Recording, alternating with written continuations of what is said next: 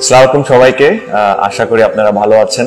I am sure সবাই এটা চিন্তা করে যে আমি যখন রিটায়ার করব, whether it's cricket, whether it's Hathuru সিংকে বিদায় করে দেওয়া এবার সন্তুষ্ট প্রকাশ করলেন তামিম ইকবাল। প্রিয় দর্শক, অবশেষে বাংলাদেশ ক্রিকেটে হাতুরুর অধ্যায় ইতি গড়তে যাচ্ছে। বিসিবি বোর্ড সভায় আজ নাজমুল হাসান পাপন সিদ্ধান্ত নিয়েছেন বাংলাদেশের স্পিন বোলিং কোচ মোস্তাক আহমেদের মেয়াদ আরো বাড়ানো হবে এবং প্রধান কোচ চন্দ্রিকা হাতুরু সিংকে বিদায় করে দেওয়া হবে। আর এই খবর পাওয়ার সাথে সাথেই বাংলাদেশি ক্রিকেট প্রেমী মানুষের পাশাপাশি উচ্ছ্বাস প্রকাশ করেছেন তামিম ইকবালও। লাইভে এসে তামিম ইকবাল বলেন, অবশেষে বিসিবি একটা সুন্দর একটা সিদ্ধান্ত নিয়েছে। আমি তাদেরকে আন্তরিকভাবে ধন্যবাদ জানাই। আমি শুধুমাত্র হাতুরু সিং এর কারণেই জাতীয় দল থেকে দূরে সরে গেছি, যেহেতু সে আমাকে কখনোই পছন্দ করত না এবং সে আমার মতামতকে কোনো গুরুত্বও দিত না। আমি মনে করি বাংলাদেশ ক্রিকেটের উন্নতির জন্য এখন দেশীয় কোচ নিয়োগ দেওয়াই সঠিক সিদ্ধান্ত।